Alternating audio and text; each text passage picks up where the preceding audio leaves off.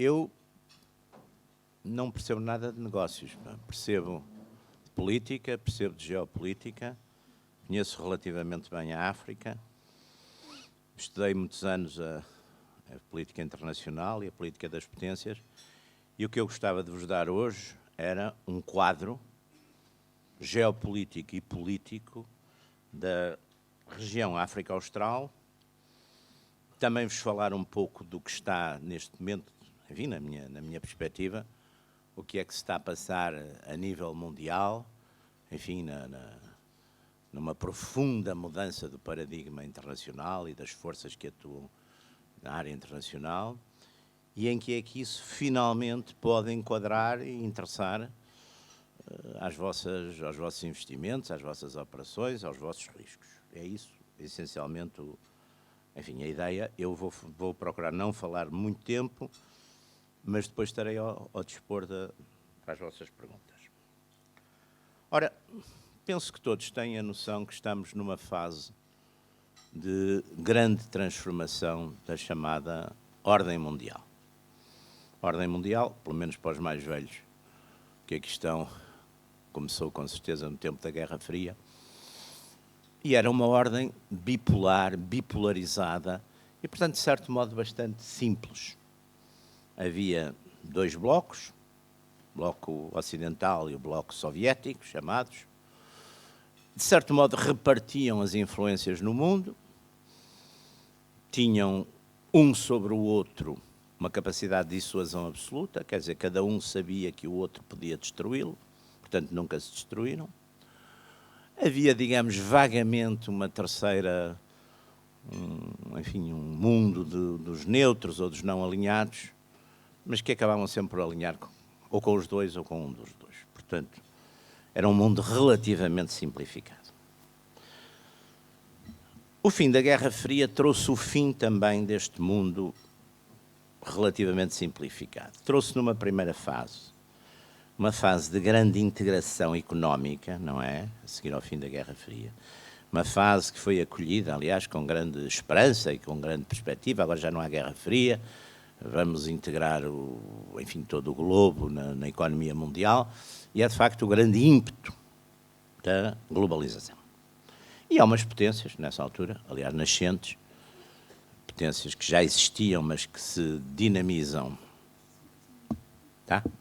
Se dinamizam economicamente, nomeadamente a República Popular da China, que graças à iniciativa de Deng Xiaoping teve de facto um progresso extraordinário. Deng Xiaoping o que fez foi aproveitar, aliás, aproveitando a lição soviética, que tinha sido o fim da União Soviética e o desastre da União Soviética, que tinha sido a tentativa de Khrushchev de liberalizar politicamente a União Soviética para depois dinamizar a parte económica, o que tinha levado ao fim da hegemonia do Partido Comunista e ao fim da União Soviética. Ele fez precisamente o contrário.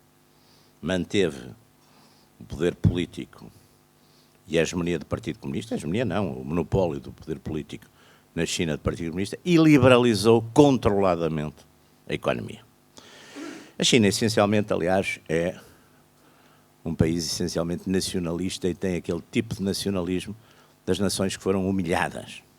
A China foi profundamente humilhada, a partir do século XIX, pelos ocidentais. Foi humilhada com as guerras do ópio, foi humilhada com as guerras dos boxers, foi humilhada e ocupada pelos japoneses e, portanto, não quer que isso lhe aconteça mais. E Deng Xiaoping, depois de, enfim, todos aqueles excessos e loucuras do maoísmo, teve o senso comum de perceber que para isso tinha também que desenvolver economicamente a China. E que para desenvolver economicamente a China era preciso, de facto, introduzir elementos de economia chamada capitalista, mas que, enfim, passou-se a chamar um socialismo de mercado, uma coisa assim híbrida, mas interessante, para desenvolver a China. E, de facto, a China teve um crescimento, como sabem, extraordinário nestes anos. E, portanto, foi emergindo, não é, como uma potência importante.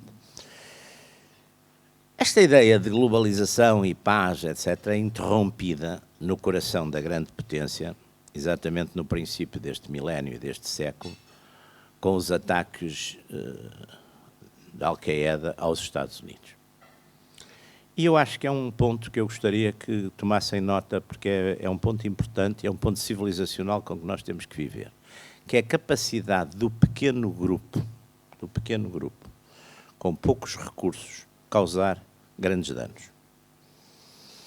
E que é uma capacidade que vem, por um lado, da miniaturização, ou seja, nós hoje, por exemplo, em termos de terrorismo, enquanto aqui há 60 ou 70 anos, por exemplo, para causar uma grande destruição, uma grande explosão, eram precisos centenas de quilos de explosivos tradicionais, de trotilo, etc. Hoje em dia pode-se fazer isso com pequenas quantidades.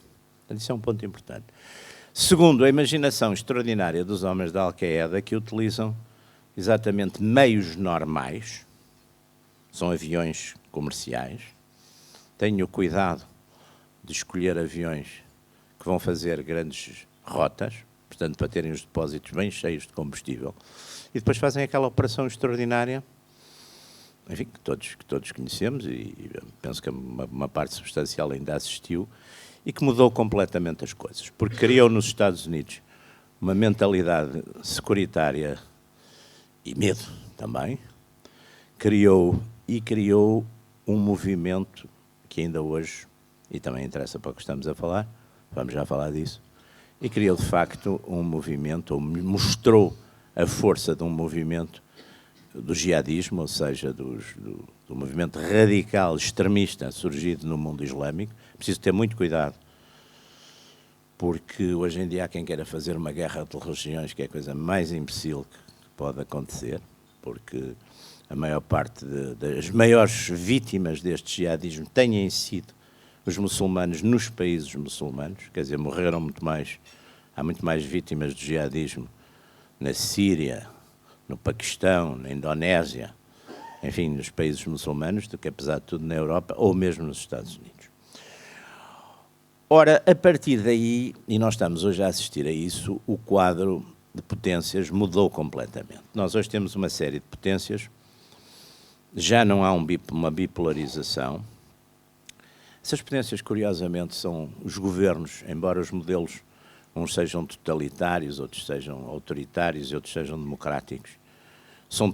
As grandes potências hoje são governadas por partidos ou forças ou dirigentes nacionalistas. A China é nacionalista, a Índia é nacionalista, a Rússia é nacionalista, os Estados Unidos são nacionalistas, o Brasil é nacionalista. Portanto, as grandes potências, de um modo geral, têm hoje uma lideranças nacionalistas e que procuram já abertamente prosseguir os seus interesses nacionais. E esse quadro, e vamos agora aproximar-nos do nosso tema, as potências, a grande potência ainda continua a ser os Estados Unidos, mas começa a ser, de certo modo, sobretudo em termos económicos, começa a ser seguida de perto pela República Popular da China. E a República Popular da China fez um sistema muito interessante de expansão. A República Popular da China, talvez por esse género que eu referi, que é ter um nacionalismo nascido de uma certa humilhação nacional, a República Popular da China procurou criar, digamos, defesas, primeiro tornando-se independente economicamente, mas no próprio processo da sua independentização económica e do seu crescimento económico, ela tem debilidades fundamentais, exclusivamente económicas, algumas. Por exemplo, a questão energética. A China tem um déficit grande, a China não é autónoma energeticamente. Portanto, a China, na sua operacionalidade, e agora vamos entrar aqui, na sua estratégia, porque a China tem uma estratégia. Os países, de uma maneira geral, têm todas estratégias. E há uns que já não têm, porque o caso, por exemplo, português, não tem estratégia nenhuma. Estão a pensar na próxima, estão sempre a pensar na próxima eleição e nessas coisas, portanto, acabam por não haver uma estratégia nacional. Mas também, como somos uma nação muito antiga, também nos podemos dar um bocadinho ao luxo disso. Mas não sei por quanto tempo. Mas não há, de facto, uma grande estratégia nacional. Mas, de uma maneira geral, os países têm uma estratégia nacional. E a China tem uma estratégia. E essa estratégia, muito curiosamente, tem sido um crescimento económico, mas também ligado à questão de poder, ou seja, reparem, por exemplo, da intervenção da China na África subsaariana, que é um ponto interessante. há um capítulo que eu acho que foi essencial nisso, mas nunca se fala muito. A gente fala, a China, a questão da procura de reservas energéticas. Sim, senhor, isso é claríssimo.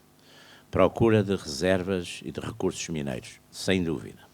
Procura de mercados para as suas indústrias de construção e obras públicas, sem dúvida. Tudo isso está escrito. Agora, houve um objetivo que a China levou a cabo, concluiu com grande sucesso em África, que foi em relação a Taiwan, e que foi um objetivo político. Se nós formos ver, há 30 anos havia no mundo umas 25, talvez 30 estados que ainda reconheciam Taiwan, politicamente. Hoje há muito menos. Desses 25 ou 30 estados, para aí uns 15 ou mais eram africanos. Hoje, só a Suazilândia é o único estado africano que ainda reconhece Taiwan. O que é que a China fez? Veio com créditos, com benefícios económicos, com benefícios financeiros. Quando os países já se tinham habituado a isso, disse-lhes, meu querido amigo, agora, ou nós ou eles, podem continuar com relações comerciais, agora reconhecimento político, só nós. E com isso conseguiram, enfim, em fases sucessivas. Aliás, houve países que até mudaram durante a Guiné-Bissau, por exemplo, chegou a estar São Tomé. Mas hoje, de facto, só há um país em África que reconhece a China. Ou seja, isso é só para vos dizer que na China a política manda na economia. Na política manda uma instituição chamada Partido Comunista. O Partido Comunista manda uma instituição, ou um grupo chamado Comitê Central. O Comitê Central manda um grupo chamado a Comissão Permanente do Bureau Político, ou do Comitê Central. São 7 pessoas, e nessas 7 pessoas há uma que manda mais que as outras. Portanto, isto é a estrutura. Ora bem, os Estados Unidos, com todas as suas vicissitudes, continuam, apesar de tudo, ainda a ser a primeira economia mundial, o primeiro poder militar mundial. E isso também lhes assaca determinadas responsabilidades e determinados interesses e importância. E o presidente Trump, eleito em 2016, quais são os 3 países em relação aos quais ele começa a ter, de facto, uma política que a gente pode chamar um bocadinho de retaliações? São os 3 países que têm excedentes comerciais muito fortes com os Estados Unidos. A China, a Alemanha e o México. Porquê? Porque Trump tem consciência que foi eleito pelos padrões tradicionais, pelas áreas tradicionais do Partido Republicano, ou seja, pelo Sul e pelo Midwest, mas que a diferença foi feita no chamado Rust Belt, ou seja, naqueles estados do Nordeste americano, onde se situavam as antigas indústrias tradicionais, como a indústria do automóvel, a indústria da siderurgia, e que, entretanto, devido exatamente à globalização, desapareceram, foram deslocalizadas dos Estados Unidos. E, portanto, são, digamos, é uma parte desses trabalhadores dessas áreas, não é? Que faz a diferença e que, em novembro de 2016, leva à vitória Trump, exatamente com vitórias nessas áreas e nesses estados. E, portanto, ele está a seguir exatamente essa política. O desemprego nos Estados Unidos, neste momento, é o mais baixo de há 50 anos para cá. O clima económico, nesse aspecto, é bom. O Partido Democrático tem uma certa dificuldade, vai ter uma certa dificuldade em encontrar um candidato único para defrontar Trump. Embora Trump continue nos inquéritos de opinião a ter, digamos, mais desafetos que afetos, vai ser difícil para o Partido Democrático encontrar um candidato alternativo. Ora bom, onde é que isto se pode relacionar com a questão africana, ou em relação à África? Eu vou falar a África num conjunto, embora tenhamos que ter bem distintas 3 Áfricas. A África do Norte, que é uma África muçulmana, a África ao norte do Saara, tem problemas específicos, e depois uma África subsaariana, onde há uma África central e equatorial, e há uma África austral, que é onde vamos concentrar as nossas atenções. Mas, em relação à África, houve de facto uma fortíssima ofensiva da China em África, fortíssimo, em todos os aspectos, até no aspecto demográfico. Sobretudo, por exemplo, na África do Sul. A África do Sul hoje tem cerca de 800 mil chineses, na África do Sul, que é talvez o país que penso que tem mais chineses. Mas são várias camadas de chineses. Há uma camada mais antiga que foi como muitos chineses foram para todo o mundo nos finais do século XIX para trabalhar nos caminhos de ferro. Depois há uma segunda camada também na África do Sul, que foi no tempo do Apartheid, foram os chineses de Taiwan que estabeleceram negócios, sobretudo nos Bantustões. E há uma terceira camada, que é a maior, que já vai depois de 94. Como sabem, também os chineses criaram, em relação a países, uma série de países, alguns lusófonos, por exemplo, o caso de Angola, foram bastante generosos na concessão de linhas de crédito. A Angola, quando acabou a Guerra Civil, não teve grande receptividade do Ocidente, dos Estados Unidos e da Europa, em relação a facilidades creditícias. Portanto, foi a China que, nesse momento, acorreu e acudiu com generosas linhas de crédito e, por exemplo, é a China que faz a reabilitação das infraestruturas, talvez não com grande qualidade, parece, mas fizeram. Não com grande qualidade. Eu tive a ocasião de percorrer várias vezes essas estradas. De vez em quando há umas que acabam num buraco. A restauração dos caminhos de ferro, sobretudo o caminho de ferro de Benguela, também deixa muito a desejar. Enfim, não é famoso em termos de qualidade. Mas não há dúvida que a China, de facto, tem hoje uma implantação muito forte em África. Também tem uma contribuição forte, por exemplo, em militares para as missões internacionais das Nações Unidas. E começa a ter alguma presença também, enfim, exatamente nessa ala do estratégico-militar, que não tinha até agora. Os Estados Unidos não têm uma grande presença militar em África. O total de forças militares americanas em África não chega aos 8 mil homens. A maior parte está concentrado numa base chamada Camp Lemonnier, que é em Djibouti. Aliás, Djibouti, onde os chineses também têm uma base militar. Djibouti aluga o espaço para bases militares, faz isso. Parece que toda a gente também convive relativamente bem com esse conceito. Portanto, a Rússia, curiosamente, também voltou recentemente a mostrar algum interesse pela área. A Rússia tinha alguma presença herdada do tempo da antiga União Soviética, por exemplo, em países como Angola, onde tinha uma presença fortíssima, e ainda hoje tem, por causa do tipo de material das Forças Armadas angolanas, que a maior parte dele é material russo. Quer dizer, a aeronáutica são os aviões, são os MiG-21, 23, os Sukhoi, a parte toda, por exemplo, da artilharia, os carros de combate, etc. E por isso há muitos conselheiros militares russos em Angola, mas não têm a menor influência na política, nem coisa nenhuma. Estão lá porque é questão de material. Também não, às vezes as pessoas dizem, não há muitos russos. Não é muito importante. E a Rússia também tem alguma presença, por exemplo, na mineração diamantífera. A França tem uma presença significativa, um bocadinho mais envolvida na luta, também vamos falar disso já agora a seguir, a propósito disso, na luta, e os franceses têm cerca de 4 mil homens, 4 mil militares em operações na zona do Sahel, são eles que estão a fazer, digamos, a barreira ao progresso dos movimentos jihadistas naquela área. O resto não tem muita presença. O resto dos europeus não tem uma grande presença nestas áreas.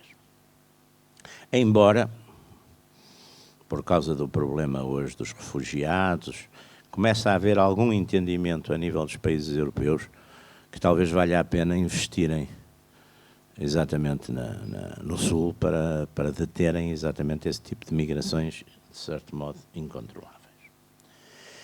Os recursos desta área, os recursos são importantes. Desde logo água, desde logo terra para produzir comida, desde logo recursos minerais e energéticos muito significativos. Qual é que é o ponto talvez mais vulnerável deste espaço, sobretudo da África subsaariana? É o que eu chamaria um déficit de estatalidade, quer dizer, o facto, e a África Austral é diferente aí da África Central e Equatorial, o facto das transições do período colonial para as independências terem sido, de certo modo, negociadas e pacíficas, fez com que não houvesse uma alteração essencial nas estruturas do Estado. Ou seja, o modo normal de fazer países é guerras. Os países fazem-se com guerras. Primeiro, normalmente, há uma guerra da independência. A nossa foi contra os castelhanos. Os Estados Unidos foi contra os ingleses. A França andou séculos com guerras. E depois há guerras civis. E só no fim disso é que o vencedor mais ou menos integra os vencidos e fica tudo tranquilo e começa-se a construir a nação. Quem não passa por isso vai mais tarde ou mais cedo passar por isso. E esse é o problema de uma série de Estados independentes das Áfricas, sobretudo na francofonia, mas também em alguns de língua inglesa, onde exatamente a estrutura tribal, por exemplo, não se modificou nunca. O caso talvez mais trágico de tudo isso é o Congo belga, o antigo Congo belga, não é? Hoje, República Democrática do Congo. Nunca destribalizou e nunca teve um exército nacional. Se as senhoras e os senhores repararem, nos múltiplos conflitos que houve na RDC, quem decide são sempre estrangeiros. Belgas, franceses, marroquinos, angolanos, ruandeses, é uma longa lista. Congoleses nunca decidiram coisa nenhuma. São sempre as intervenções militares estrangeiras que resolvem os problemas e põem lá depois alguém ou deixam de pôr. Portanto, isso é um fator que gera uma instabilidade muito forte na região. Se repararem, por exemplo, mesmo nos grandes estados da região, como a Nigéria, por exemplo. A Nigéria tem um problema complicadíssimo, étnico e religioso, porque tem, de facto, uma zona, uma área que é cristã e uma área que é muçulmana. E nunca chegaram a ter, digamos, uma guerra civil e uma guerra da secessão do Biafra, não há muitos anos, mas permanece. E reparem, por exemplo, o exército nigeriano, que tinha fama de ser, de facto, uma coisa poderosíssima, nunca foi capaz de acabar com a guerrilha do Boko Haram. E isso é outro ponto que vos chama a atenção. Hoje, este tipo de fragmentação dentro dos Estados, de linhas tribais, etc., é grave e é agravado pela presença destes movimentos, que são movimentos hoje, de certo modo, internacionais, como a antiga Al-Qaeda, como o ISIS, não é? O Estado Islâmico, que têm, por exemplo, em África, fortes representantes e repercussões. No lado da África Ocidental temos, de facto, o Estado Islâmico, o Boko Haram, que é aquela guerrilha que está a operar na área da Nigéria e países limítrofes, está ligada ao Estado Islâmico. Do outro lado, o Al-Shabaab começou a atuar na Somália, mas vem... E depois o problema dos Estados falhados também é muito importante, quer dizer, são Estados falhados, Estados que têm larguíssimas áreas onde o poder do Estado não chega, onde não há, portanto, ordem nem lei, onde há senhores da guerra. Tudo isso é caótico e é perigosíssimo e afeta fortemente todas estas áreas. Vejam, por exemplo, no caso do Al-Shabaab, e, portanto, o Al-Shabaab foi-se estendendo para sul, chegou ao Quénia, está hoje, de certo modo, envolvido, depois poderemos falar um bocadinho disso, no terrorismo, banditismo que acontece no norte de Moçambique, e, portanto, são fatores de altíssima destabilização. Ora bem, a África Austral, de certo modo, tem escapado a isto. E tem escapado porque a gênese política, histórico-política da África Austral é, de certo modo, diferente. Porque aí, pelo facto de não haver uma transição pacífica do poder colonial para os novos Estados, houve guerras, geralmente houve guerras da independência. Na África do Sul não houve uma guerra da independência, mas houve, de facto, um movimento anti-apartheid muito forte e muito apoiado internacionalmente, e que em 94 conseguiu, exatamente pela via da negociação, chegar ao poder. Mas em Angola houve guerra da independência, em Moçambique houve guerra da independência, no Zimbábue idem aspas, quer dizer, embora depois houvesse também uma transição negociada. Ora, portanto, aí... E depois houve guerras civis fortes, não é? No caso de Angola e Moçambique, e, portanto, aí, de certo modo, estes Estados cumpriram um bocadinho a tal regra da formação normal dos Estados. Passando para a evolução recente, porque depois penso que teremos algum tempo para perguntas. Passando para a evolução recente. Bom, eu vou-me centrar aqui, porque penso que também é um pouco aquilo que poderá mais interessar-vos, nos 3 países da África Austral, na África do Sul, por razões evidentes, porque é o principal poder económico da região, e depois de falar um pouco de Angola e Moçambique. A África do Sul, como sabem, houve eleições recentemente, no dia 8 de maio. Não houve uma alteração substancial das forças no poder, mas houve a continuidade de tendências, ou seja, o ANC, o African National Congress, que desde 94 tem vindo sempre a obter a maioria absoluta, obteve mais uma vez a maioria absoluta, mas reduziu. O ANC começou com, enfim, maiorias absolutas bastante significativas, quase perto dos 2/3 da votação, e na última votação teve cerca de 57% dos votos populares, ou seja, tem maioria absoluta no Parlamento de 400 lugares, mas encurtou essa maioria. O partido principal da oposição, que é a Aliança Democrática, que é um partido inicialmente que tinha uma forte componente, digamos assim, dos brancos da África do Sul, mas já tinha alguma parte da população negra, mais de classe média, enfim, dos mestiços do Cabo,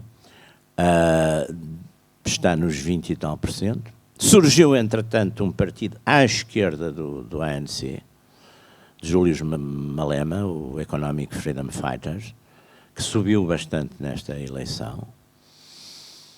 Depois também o Inkatha, que era o partido tradicional do Buthelezi, melhorou um bocadinho a sua presença. É preciso ver que o Inkatha era um partido bastante importante.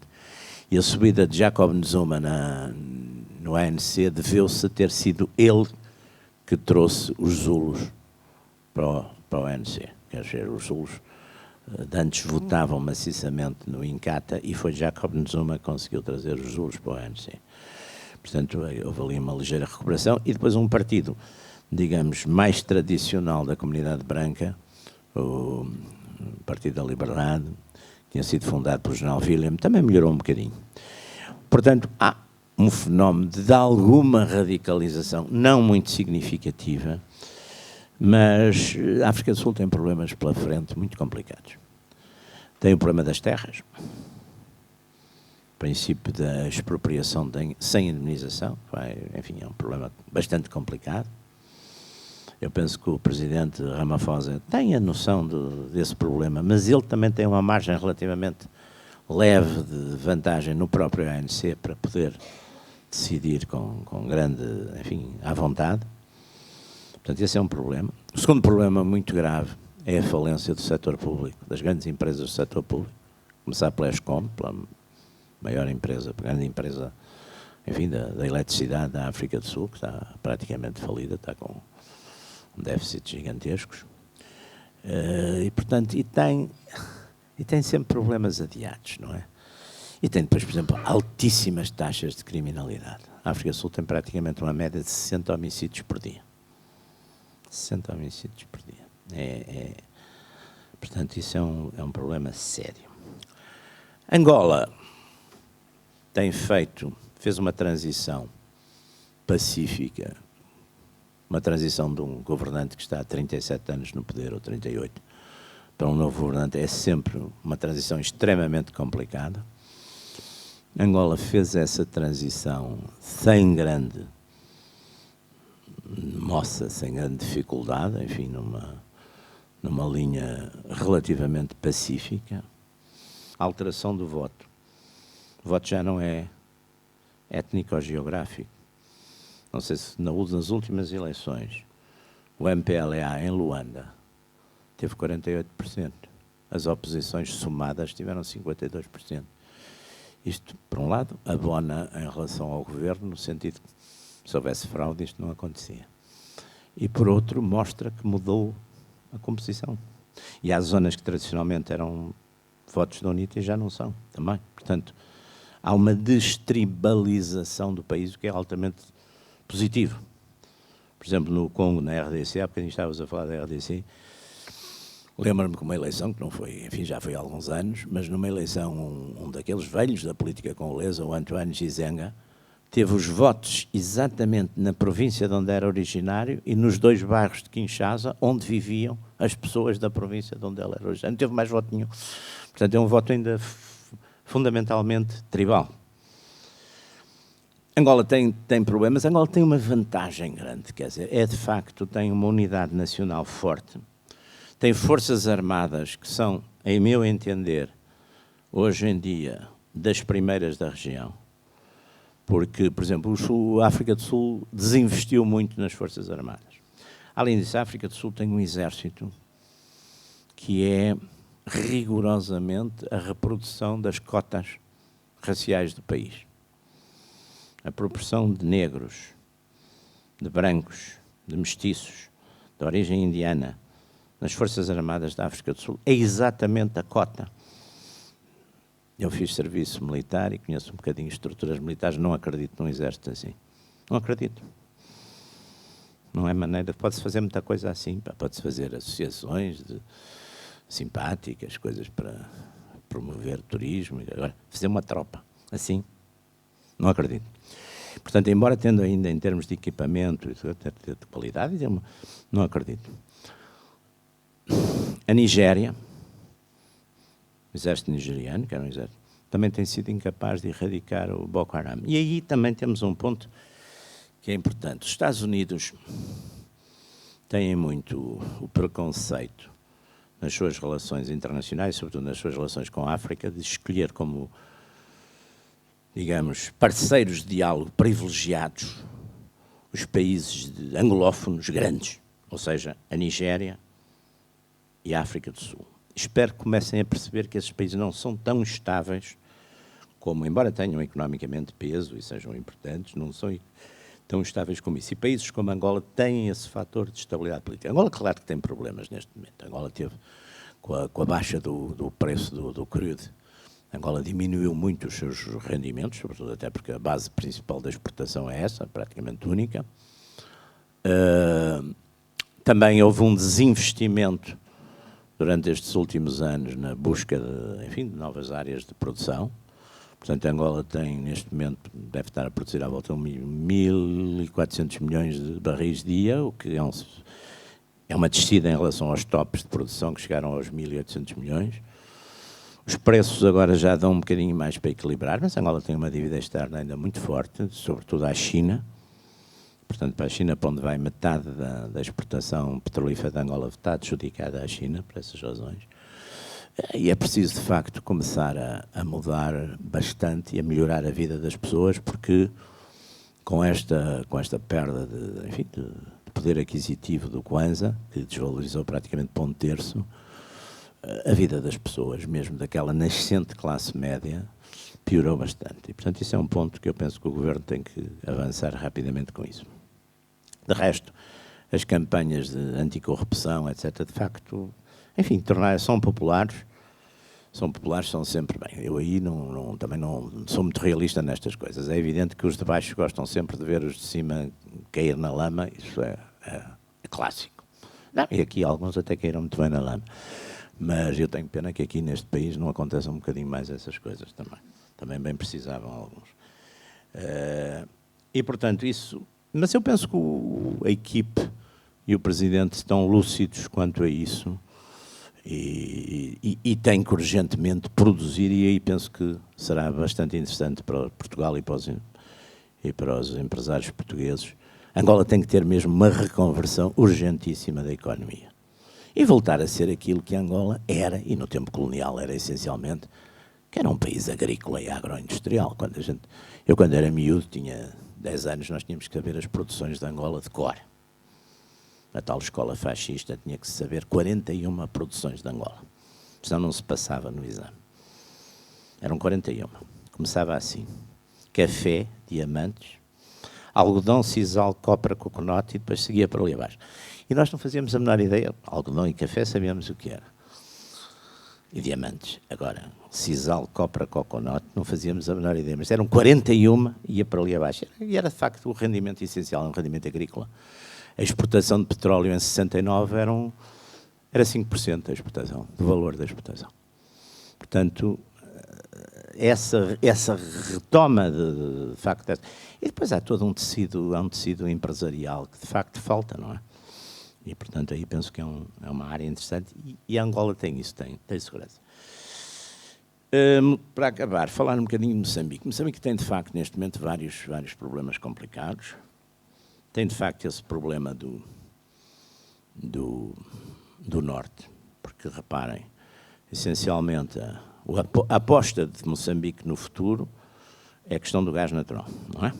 É, digamos, o grande asset para uma mudança fundamental